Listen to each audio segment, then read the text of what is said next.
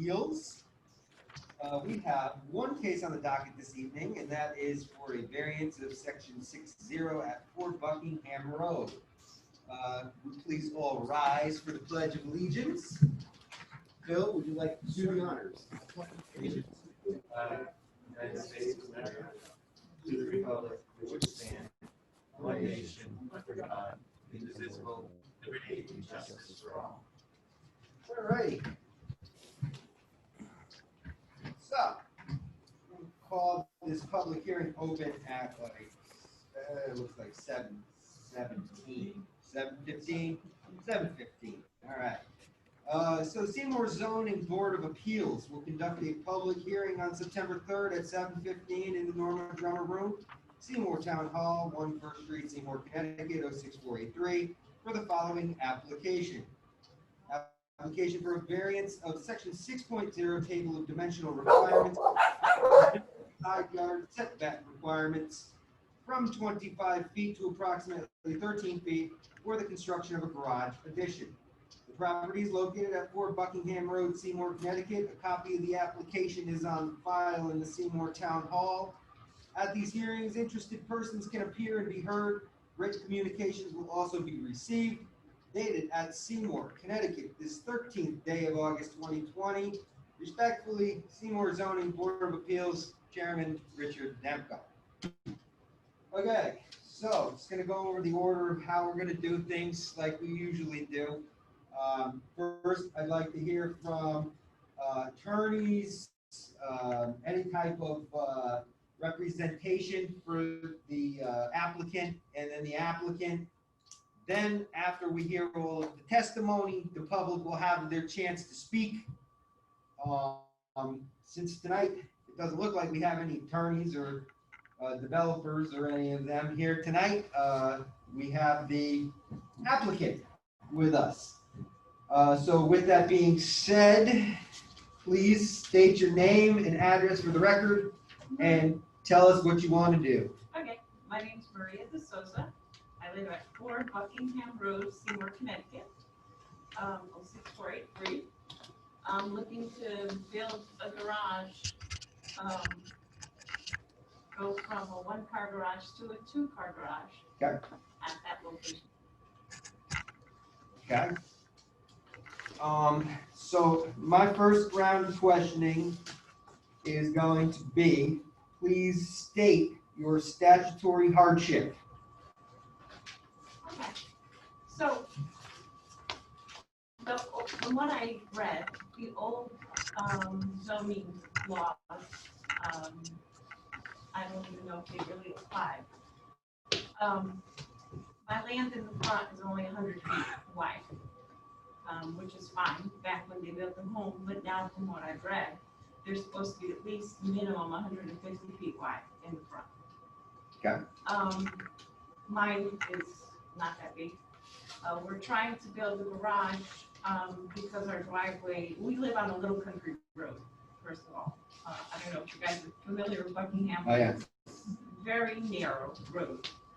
What ends up happening is we have a 4-bedroom home. The kids are big, so everyone's got a car. Then we have an extra truck and we have a plastic car. So what ends up happening is all the cars, except for one, is in the garage, because that's all we can hold in the garage. So if people come to visit, or even sometimes when our cars are parked wrong, the kids end up, or we end up parking in the street, which causes a lot of issues with traffic, because, you know, if something goes wrong on 34, everyone's coming up Buckingham, and vice versa on Route Great Mill Road, they're going the other way down Buckingham. So it ends up being almost like a main road. And then our vehicles, we try to park in the grass, but sometimes they kind of stick out a little bit. They cause traffic and issues because we have nowhere else to put them. Our driveway so tiny, we really have nowhere to put them.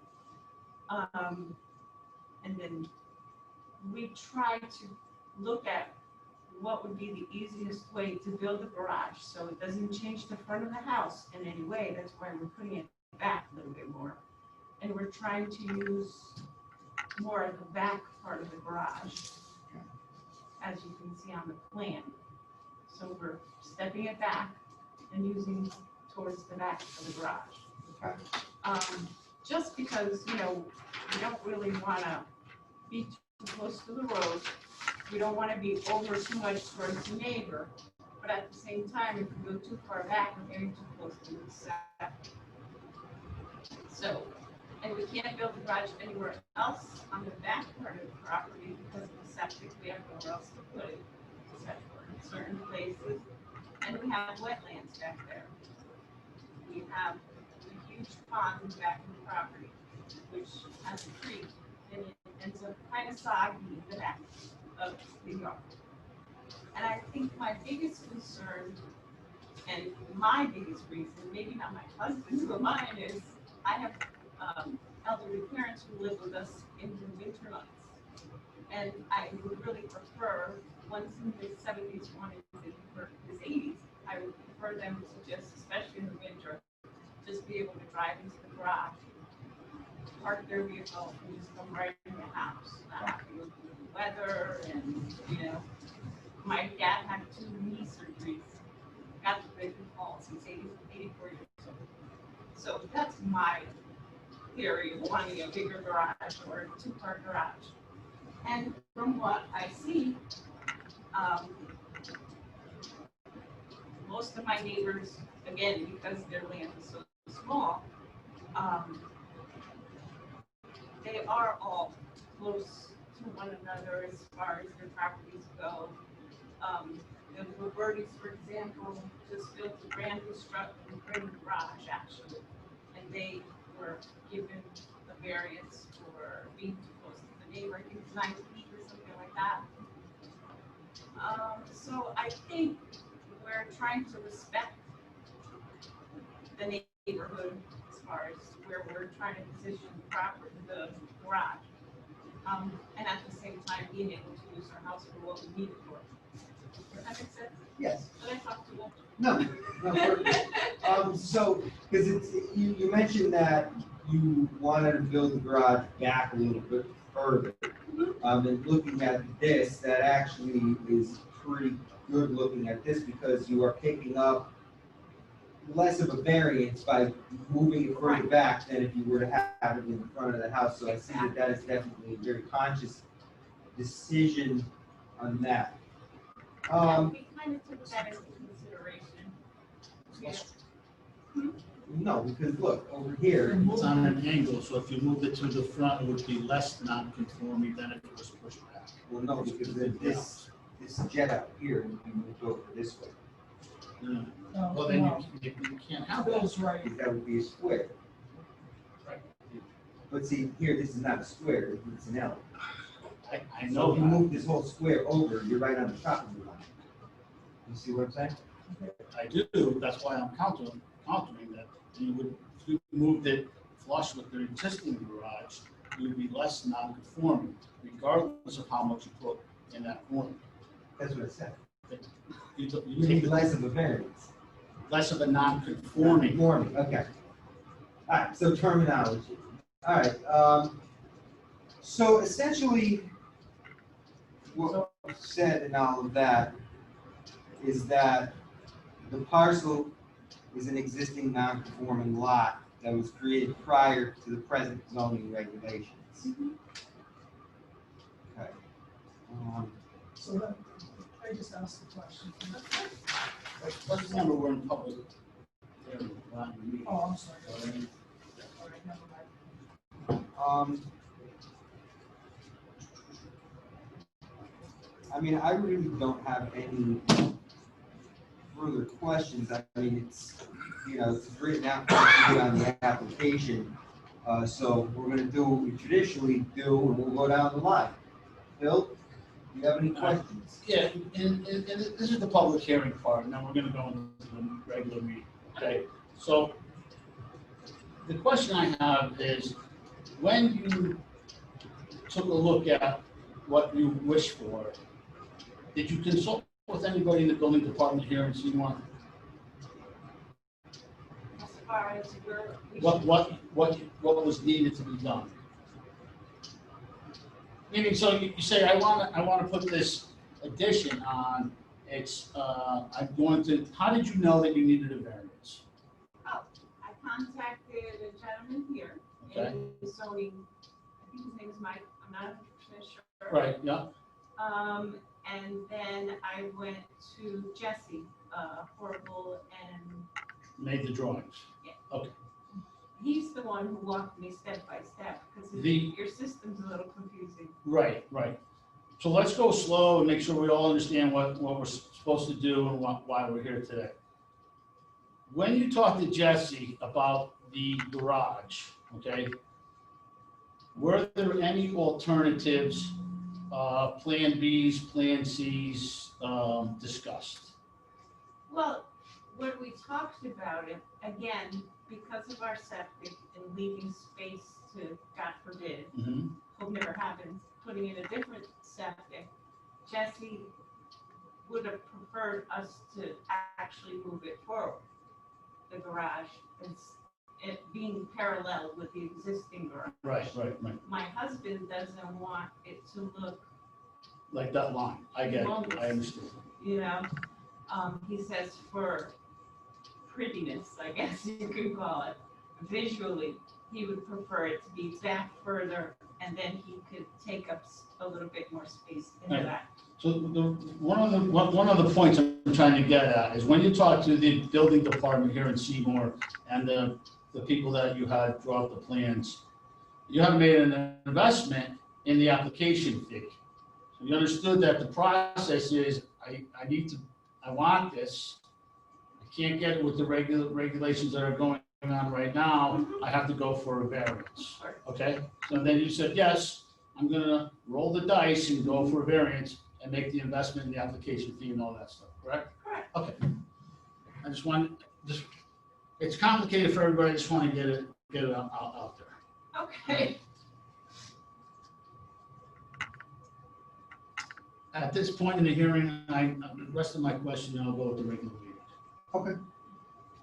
Jeff, what do you got? First of all, Jeff, could you hear us okay and everything? I can hear you fine. I just had to mute myself because my dog started barking. I don't have any of like the diagrams or maps or anything for the property. I mean, just reading the application, it looks like it makes sense.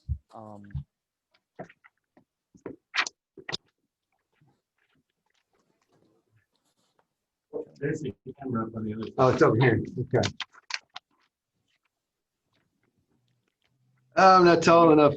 No, you're not. That doesn't help you. No, not great. Okay. So I mean, like I said, reading the application and hearing about it, it sounds like you have a hardship. You don't want to cover the space with the septic tank. You don't want to do any of that stuff. So I mean, as of right now, I don't have any questions because I don't know what the issue would be, but I'm good at the moment. Good. Okay. Well, you're up.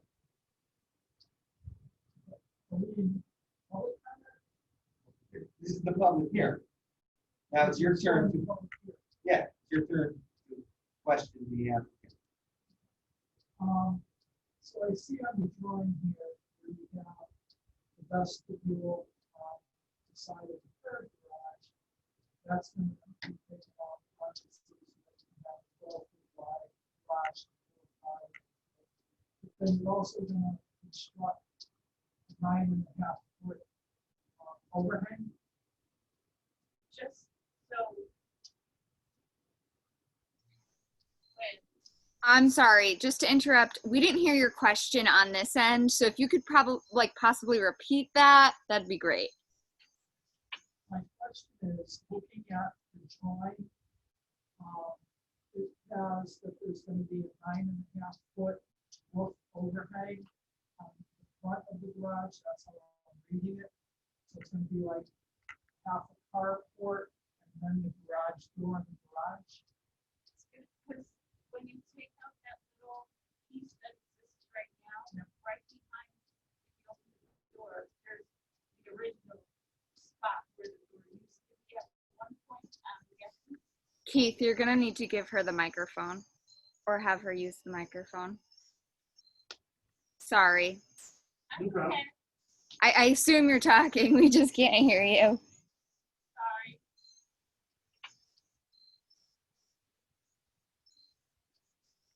If that one doesn't work, maybe have her use the one on the end, at the board. I don't know if they're on. We could hear everybody fine before. Never mind. Am I on now? If you could just speak louder-ish, then I'm sure you'll be fine. We could hear you before. Okay. Can you hear me now? Better, yes. Okay. Trying to keep up. So, The question I have is that, based on this drawing, you're gonna get rid of the vestibule, I understand that.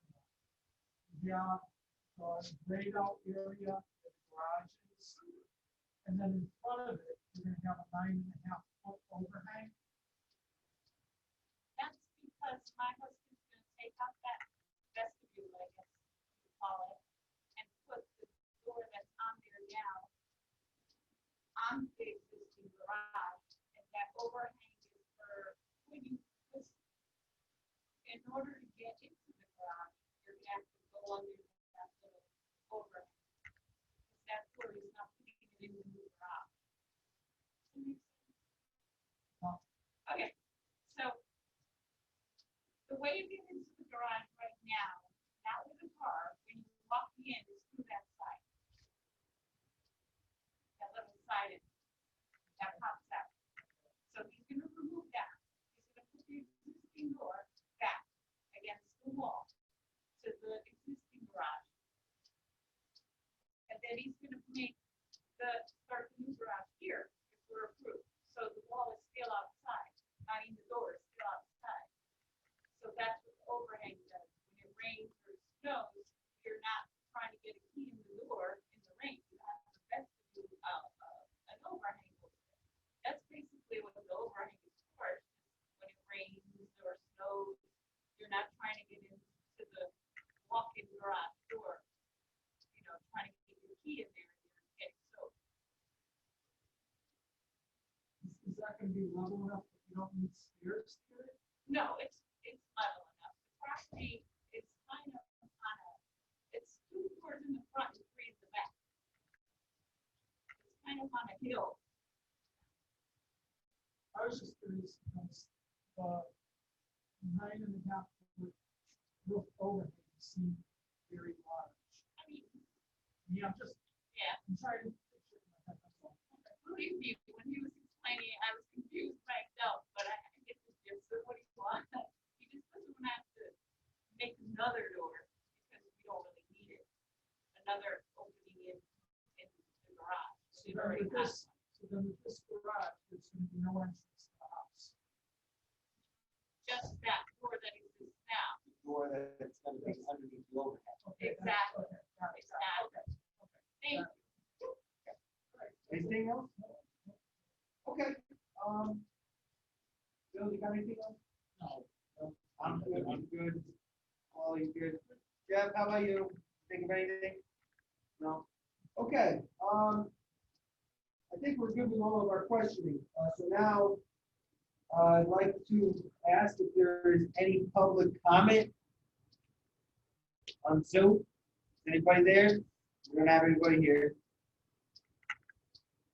Is there any public comment going twice on Zoom? Still nobody in this room. No one Is said there? either, just so you know. Oh, you don't have anybody there? No. Okay, any other public comment going 3 times? Hearing no public comment is now closed. I don't have any questions or any comments at all. Bill, do you? Oh, no. Jeff? Any final comments? No. No. Okay. Well, hearing no further public comments or any board comments or anything, I would like to close the public hearing then at 7:25, is that what it is? Yeah, 7:35. Public hearing is now closed.